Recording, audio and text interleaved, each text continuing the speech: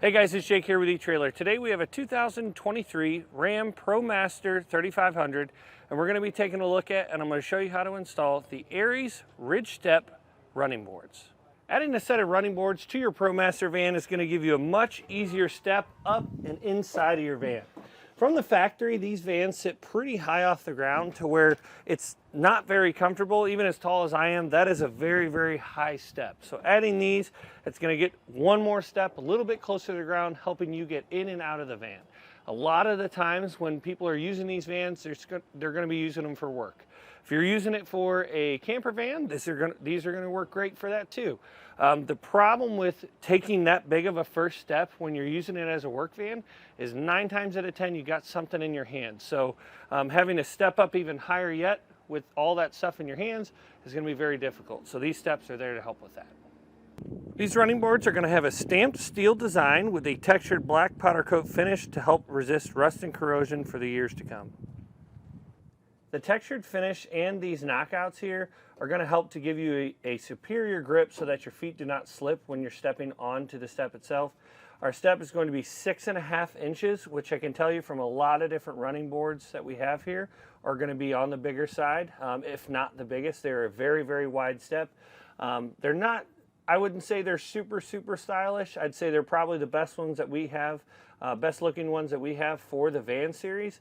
But when it comes to other ones, there are a lot of other running boards available, just not for the vans. What these little nibs here are also going to help with, because they are a pass-through, they're going to help you allow you to scrape off mud, dirt, debris off of your shoes. It'll fall down through if you're driving in the rain, and the running boards will clean themselves off. Another way that this kit is going to differ from a lot of other running boards that you see on the market for just your standard vehicles is that we're going to have 2 different length running boards. On the passenger side, we're going to have a 96-inch long running board. That is to include, as you can see, the cargo door and the passenger. And on the driver's side, we're going to have a 36-inch long board. This is just for the driver to get in and out because we do not have a cargo door on this side. Both of our running boards are going to have a max weight capacity of 500 pounds, which is really, really going to help when getting in and out of the van when you're hauling heavy loads. When it comes to the installation, there's going to be 2 ways to install this kit. One is going to be on the 159-inch wheelbase van, and one is on the 136-inch wheelbase van. This kit is actually designed to fit the longer wheelbase, so the 159-inch wheelbase. That is going to be a custom installation. It'll bolt right up. You don't have to drill any holes. The brackets are custom made to fit the underside of this vehicle. If you have the 136-inch like we do today, you're going to have to do a little bit different of an install. You're just going to have to drill 2 holes. Most of the brackets are going to be used in the exact same spots. The 2 front brackets on our passenger side and the 2 brackets on our driver's side will bolt up just as usual. The 2 rear brackets on our passenger side are going to be installed a little bit different. But with that being said, let's go ahead and show you how we did it. To begin our installation, we want to start by talking about the wheelbase of your vehicle. If you have a 159-inch wheelbase, which is the center of your axle or the center of your wheel to the center of your back wheel, if it's 159-inch, this kit is going to bolt right up. The factory holes are there for you. If you have the 136-inch, the passenger side is going to be a little different. We will have to drill 2 holes in our rocker panel. They're essentially the same style holes that we have plugged here on our vehicle. It's just going to be that the holes are not in the right spots for our rear 2 brackets. The 2 brackets on the front on the passenger side will bolt right up, but the 2 rear ones, we're going to have to drill those 2 holes. The way that your brackets are labeled may be a little confusing. We're going to have these stamps in our brackets. That's a PF, that stands for passenger front. You're going to have a passenger center and a passenger rear. You're also going to have a driver front, driver center, and a driver rear. Well, on the driver side, you only need to use the front and the rear one. The driver center is going to come over to the passenger side, and we'll show you which ones are which when we get to those middle 2 brackets. But for our passenger front, you want to use this bracket, and you can see here I've got marked with a little bit of yellow paint. We're going to be dropping a bolt down through this opening, and we need to take this rubber grommet out right here. So you just get your finger back behind it, grab the lip, and pull that grommet out. Then we'll take one of these nut blocks. We're going to slide it in. If you need to put a little bend on it, you can do that. We just pull it back, line it up flat with that hole, and I found if you bend it, it'll hold it in the center of that hole. Now we're going to take one of our shorter hex bolts with a lock washer on first, then a flat washer. We're going to hold this up into place. Thread that bolt in to hold our bracket. And we'll take a spacer block that has a square hole on it for our carriage bolt to drop through. There's a little opening here on the side. We'll drop that down and through. Make sure that your carriage bolt is sitting down inside of that square. Then we'll take our washer and a lock washer and then our hex nut. We're just going to leave this stuff loose until we get our running boards actually put on. This is going to help us get everything lined up and nice and straight. And we'll move on to the next bracket. For your second bracket, in relation to your exhaust hanger, we're going to take out the plug right next to it and then the one straight down from it. Again, you can pop these out with a screwdriver, but it's just as easy to grab with your hand. And the bracket we're going to be putting on here, I know I said it was a little confusing earlier, but I'm hopefully here to help you figure that out. I labeled it as passenger front middle because there's going to be two middle brackets. And this is going to be labeled or stamped from the factory passenger center.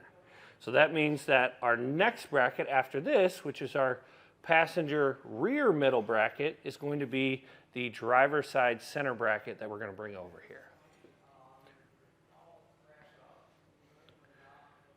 We need to take our bolt plate that comes in our kit. We need to slide it up into place through this opening. There we go, just like that. We'll just let this hang down.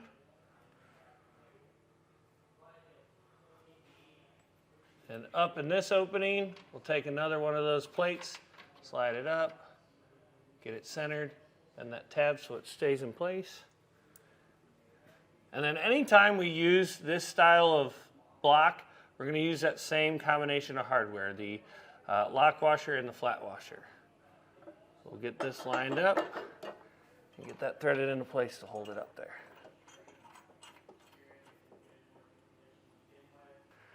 For our bolt plate here, we're going to take a flat washer.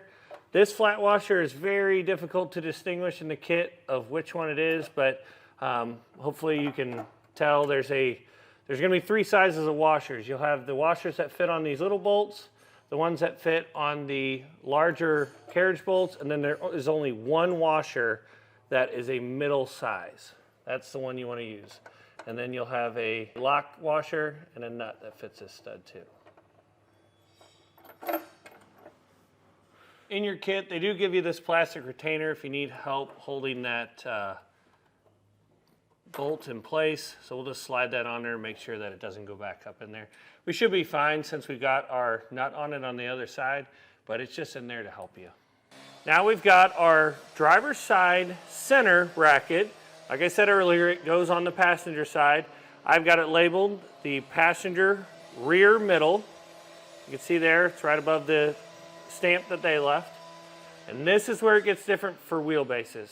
If you have the longer wheelbase, which is a 159, you're going to bolt it here, and then you're going to have a hole that lines perfectly up with that bracket. As you can see, with our 136 wheelbase, it does not line up. So this is where we're going to have to drill a hole.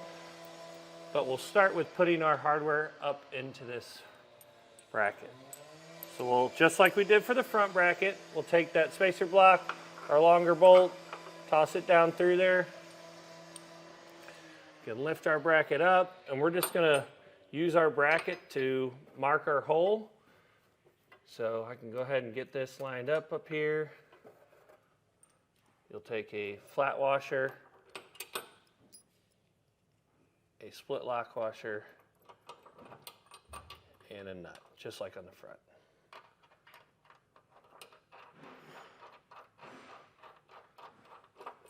For our rear bracket, This one is going to be labeled passenger rear, so this one will line up just fine. On our shorter wheelbase, again, we're doing something a little different here. We're going to use this grommet, but because we have this spring mount here, that's what's causing all of our issues. If you have the longer wheelbase, you're going to have a plug right here, and then you'll have another plug up here to mount the top. We're just going to do it the opposite way, and we're going to mount it up here first, and then, again, use our bracket to drill our hole right there in our rocker panel. So we'll pop this plug out.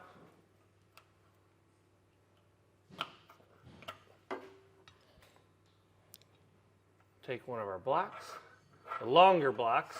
You got 2 shorter blocks that come in your kit.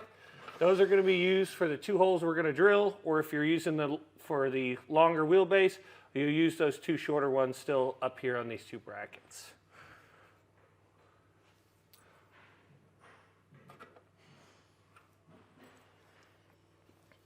Just lift our bracket up and thread it in place.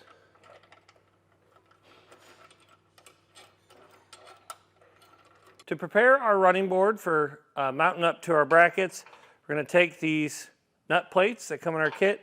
You want to make sure that the nuts are facing the bottom of the running board and that these openings are facing the brackets.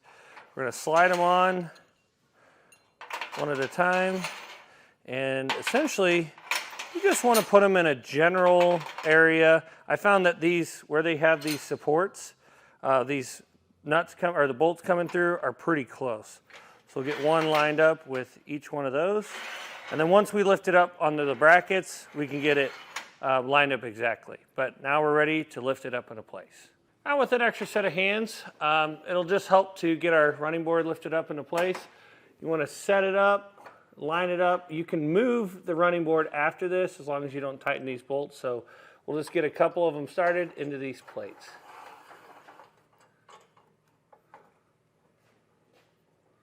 You want to repeat that process with your hardware for the remaining brackets.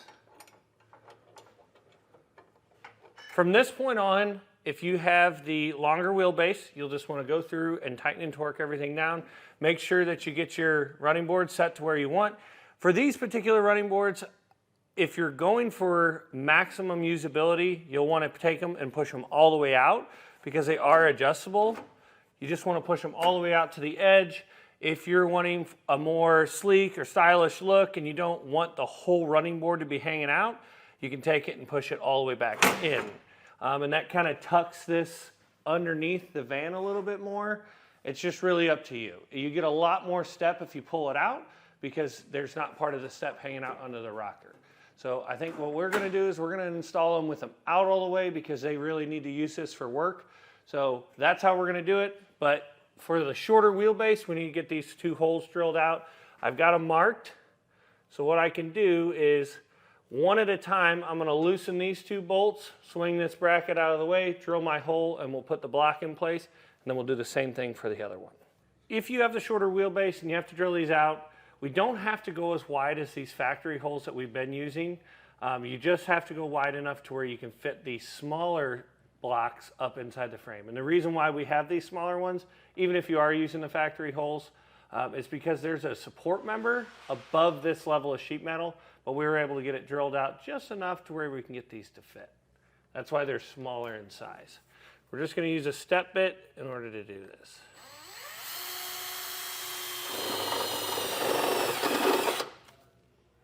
So we're going to do a rough check to make sure this is going to fit. I can tell you right there that it is. So we're going to take a paint marker and just paint this bare metal. Now you can take your little spacer blocks or little nut blocks, slide up into place, and then it's just as if we used a factory hole. Now that we've got our hardware in place, we're going to go ahead and go snug everything down. We've got our running board where we want it. We're going to snug that down and then come back and torque everything.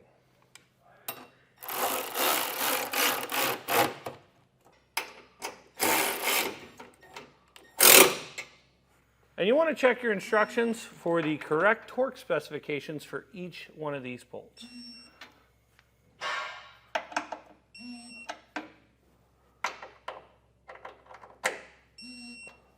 Once you've completed the passenger side, you want to move over to the driver's side.